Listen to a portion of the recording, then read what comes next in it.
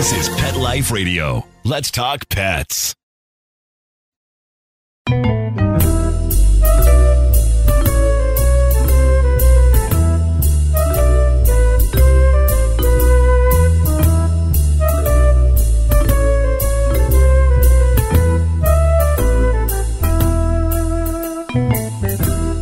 Hello, feline friends and cat lovers everywhere. This is Michelle Fern, your host on Cattitude. And my next guest, she's just a Wonder Woman. She's done things for the cat world that is just incredible. And I'm excited to have her back on Cattitude. We'll be right back after this short break. DINOVITE.com. When we put him on the Dinovite, he took right to it. All of these symptoms disappeared. Dinovite is nutrition. If you want the dog to be healthy, you got to feed it something healthy. Something that he actually likes to eat. You need to put him on Dinovite. Dinovite for life. If you love your dog, you don't just want him healthy, you want him to be happy. You won't believe how happy your dog will be. DINOVITE.com.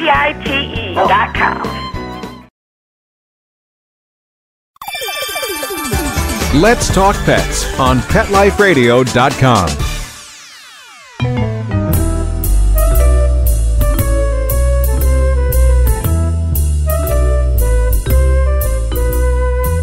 Welcome back, everyone. I am beyond thrilled to have with me Shawn Simons. She is the founder of Kitty Bungalow and former headmistress of Kitty Bungalow, which is the charm school for Wayward Cats. And now she is working her magic across, well, not quite across the world, but, you know, many miles away from the U.S. And she is created, you would say, Shawn? Yes. I started a new organization to bring TNR to a country that has none.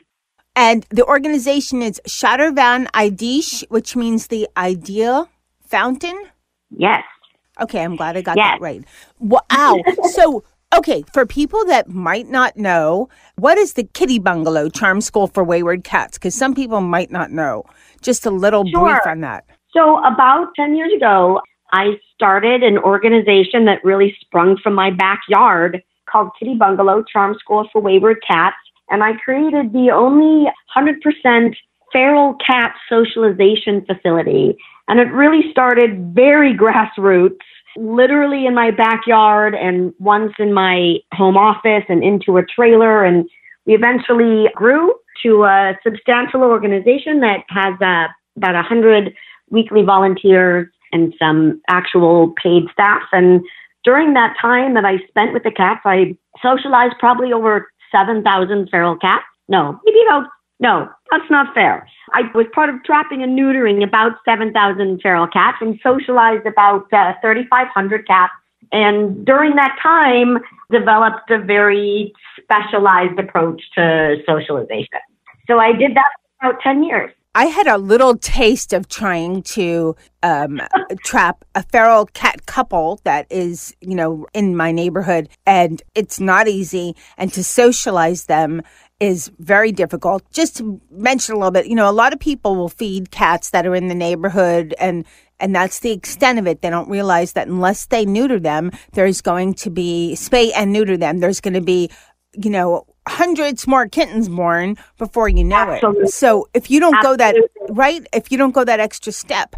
And the other thing is, it's not easy to trap them. I had to hire somebody to trap one of mine because by the time I trapped her, she was already pregnant, or tried to trap her. She was already pregnant again. Well, there's a couple of things with that. I always said feeding without fixing is not humane. And I know that when we feed the cats, we're doing it because we love them and we don't want them to starve and we want them to be happy, and it's true. But if you imagine the more well-fed you are, the more your insides are working, the healthier you are, the more kittens you're going to be able to give birth to. So if you're feeding a lot of cats and making some really fat feral cats, you're really creating more feral kitten problems. So absolutely take the additional step. And in terms of it being difficult, it's funny you bring this up because, so I'm living in Albania now, and I need to explain to people because I'm going to say 90-something% is not going to know where that is. It's just north of Greece, and right across from Italy. So it was under communist rule for a long time in a very forgotten country, very poor, economically challenged. And the reason I bring this up now is that I'm trying to trap these 2 little kittens in my neighborhood because the little boys who live here are in love with kittens. And after a very long time of trying to convince Mommy, because today is, Christmas, so Gazor Christlindia, we convinced Mommy that they can have a kitten inside their house. So they're super, super excited. And the kittens that live in the yard, they want in their house now. And the thing with TNR is that it's a process. So it's not difficult if, one, you get them on a feeding schedule, or you feed them continuously so they get to know you and they know that you're bringing something yummy. If you get them on a feeding schedule and you basically feed them at the same time, around the same place, after about a week, it's pretty easy to trap them. You just exchange where the food was with the food with the trap, and they'll normally just go in, and it's pretty easy. Well, it's probably easy for you, but for this one, the boy, I was able to. But for people that are listening that have tried, and sometimes you just get one this mama cat's tiny. And she's still to this day, even though she's been with us 3 years as outdoor, but she has a house, we feed, flea treat and everything. She's still skittish. There are cat trappers that know how to do this, and they're pretty inexpensive, and they use a drop trap. So there's that alternative too, and it's not going to cost you a fortune, and it's a great alternative. But I know you're in Albania. What made you decide to go from Los Angeles all the way to Albania? Being a little crazy, I guess. I don't know. I knew it was time to do something new. For those of you that are doing rescue work, and for me running the organization, I worked about 7 days a week, 15 hours each day. And that can really grate on your health after a while. So we knew we needed a change of pace. And I knew that I wanted to go somewhere where I could make a deep difference. And it's kind of like 1984 in Albania because of the time they were under communist regime. And you remember the 80s, like humane education wasn't really a thing then. I remember my high school biology teacher who, clearly knows biology, brought in a box of kittens from his cat because people just didn't think about spaying and neutering then. I mean, he's a biology teacher. He knows where kittens come from. So they really haven't gotten to the point of humane education yet. And it can be pretty dire here. I mean, they poison to manage population. It's not like some countries like Turkey. For those of you that saw the movie Kitty, it's very, everybody wants to help, and they are true community cats, and everyone is feeding together. In Albania, it's not at all like that. So I really wanted to make a big impact, I guess.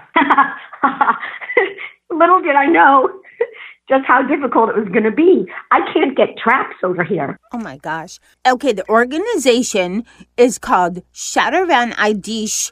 It means the idea fountain. Where does the name come from? So I've branched out into, we're also doing dogs here because they have a lot of stray dogs as well. And the idea fountain is just because there's so much to be done here, and there's nothing in terms of humane education. There's no educating pet owners even, like people that own pets, they don't spay and neuter. So there's a lot of information to get out here. So it's a fountain of ideas that we're bringing. And Shatervan Idesh is Albanian for the idea fountain. Okay, we're going to take a brief break and come back and find out how things are progressing and the challenges that you're running into, even though you described some of them, but I know there's more, so we'll be right back.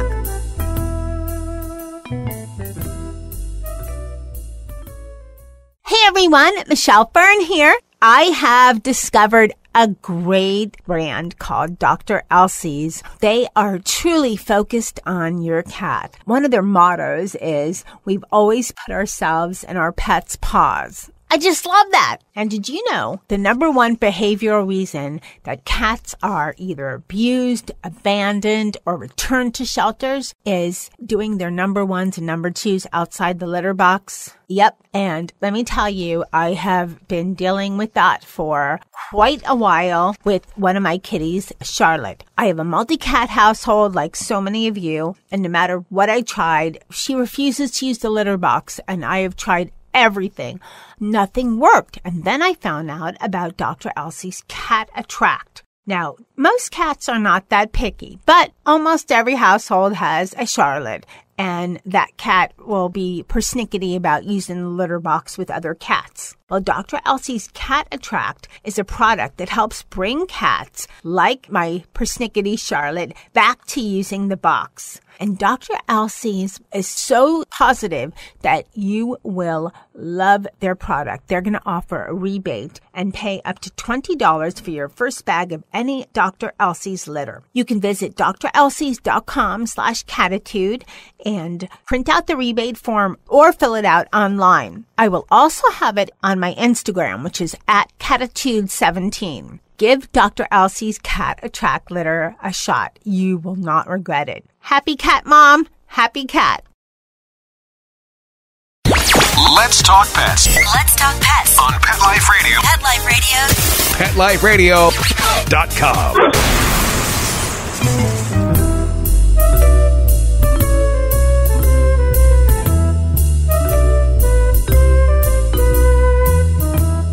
Welcome back, everyone. We're talking with Shawn Simons, and she is doing some magical things in Albania. So you went from a well-developed foundation that you worked so hard in, Kitty Bungalow, and decided to go all the ways to Albania, and where they pretty much don't, have the, knowledge, understanding, want to, or just, from how their country politically and has been, and many other things that they don't really understand the idea of, TNR, and decided to start this program, which is mind-boggling because you're starting, and not only are you starting a brand new organization, but you're also fighting the challenges of a country that doesn't really, I wouldn't want to say understand, but just the idea of TNR is kind of very new to them. Yeah, and might I also say they speak another language here. That too, yes. Yeah, no, I mean, it's looking back, I spent a lot of years building Kitty Bungalow and leaving the organization behind and landing here.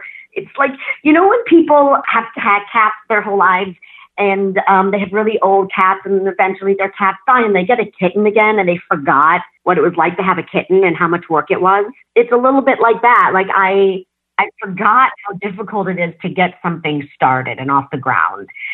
So the first thing we did here, we're in a small seaside town, and we did a count, and we counted all of the stray dogs and cats that live here. So we had an idea of how many we were talking about. And now we're at the phase where we've started to do TNR, but it's been super difficult because we can't get traps here. So trying to get some traps sent over. The wonderful True Cats, they have agreed to donate traps. So now we're just raising money to ship them over because all the cats are in these tiny little alleyways. We built a homemade drop trap. So we've done that, and we've started working with the colonies that we've been managing that we can pretty much wrap up and get into a carrier. And one by one, we've begun the TNR. Only 142 more to go. Wow. And how has the people of Albania that you're working with, how have they accepted your mission, I guess your mission, and then how also, what is it like as far as getting veterinarians to assist with you? Because you said that I saw the video, and we'll have the link for everyone listening. We're going to have a link to the video on the episode page for this issue, so you'll get that information. But I believe, if I remember correctly, the veterinarian situation's a little different in how they spay and neuter, so that's been a challenge as well. Yeah. Am I remembering correctly? That's so different. The veterinarians are mostly farm veterinarians because the percentage of people here that have pets is very, very small. So it's very new to them to have a veterinarian that, sells cat litter or a cat box. We've been teaching people about cat boxes because we had people who were having trouble with their indoor cats and they didn't want to keep them inside anymore. And we went inside and saw they didn't have a litter box. They didn't know that was a thing. So what does the cat do? Well, I know the floor was pooping it everywhere, and that's why they didn't want their cat anymore. And we're like, that's easy. Here, this is a litter box. This is litter. Problem solved. That's how backward things are. And the veterinarians, it's been difficult as well. They're not used to working with own animals, and they all seem almost a little bit nervous when they're working with them. Are they nervous because the cats are smaller than, most farm animals, or that they're, TNR cats and they don't know how to deal with TNR cats? Yeah, so far, most of the cats we've been bringing in have been social-ish. A little bit feral. And I would keep explaining, this cat has not been held yet, so you need to be really calm and chill. And the next thing you know, they open the carrier and let the cat out. And then it's a mad dash of trying to walk the cat back and get them chilled in a corner so you can scoop them back up.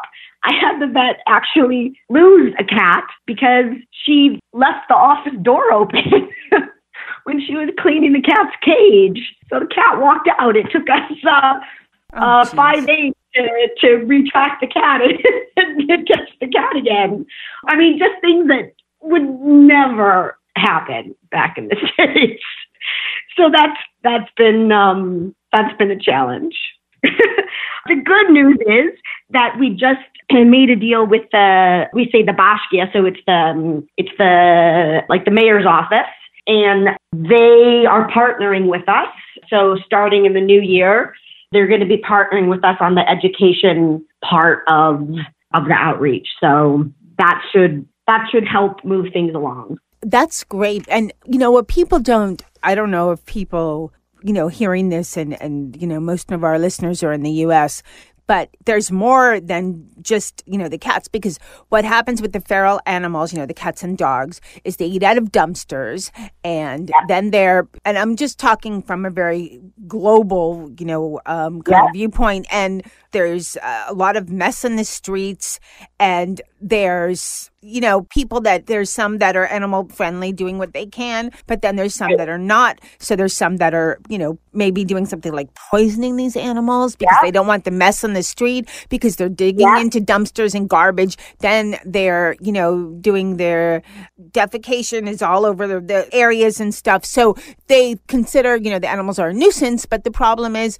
you have to start from some point to correct it, which is what you're doing. So it's there's a lot that I think once they start to educate the community that will maybe eventually click into place and they'll understand the whole cycle better. Yeah. Our Instagram page is Trash Cats and Dumpster Dogs. If you follow us on Instagram, you can really get a sense of all of these cats that are here and the condition that we're talking about and the challenges that we're facing, because there hasn't been any management of the numbers. And so we're really, really starting from zero. But like you said, in any country, there are absolute animal lovers here that, want to help and want to be a part of it. And it's all happening very, very slowly, but we're happy to be a part of it. I think that, for any of the listeners who have participated in TNR, and how difficult it is, and if you're doing it on your own, it's often a 48-hour or 72-hour adventure. The work that's happening here makes my most difficult TNR in the States seem like a breeze. And I say that only to encourage people to remind yourself that you guys have so many, the necessary tools to end the population outburst and end the homeless animal problem. There are so many vets that do low cost or free spay neuters. There are so many organizations out there doing it. If everyone did a little bit, you guys could finish the problem in a year. You have so many of the tools, and every day I wake up, I just wish that there was one low-cost TNR van here. Yeah, because, right, once I started looking into this a few years ago before starting Cattitude and dealing with my own little situation, I was amazed at how many resources we have. Because you're right, there's always...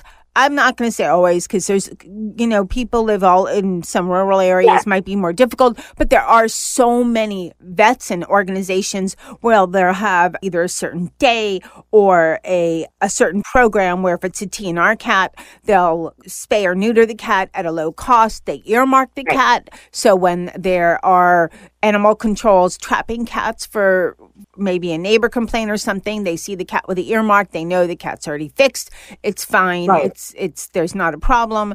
And we have a lot of resources. And for people to find out, it's so easy. And where you are, they just don't have the resources. You're starting from like the ground up to try to create these resources. Yes, absolutely. So if everyone could just do a little bit, could put in a little time wherever you live and trap a couple of cats this year, you guys would be leaps and bounds in terms of ending the situation there in the States. If everyone just put a tiny bit of time into it, you guys could wrap that problem up in a big Christmas bow. Yes, the numbers can be phenomenal because of how cats breed. There's just you know this better than I do.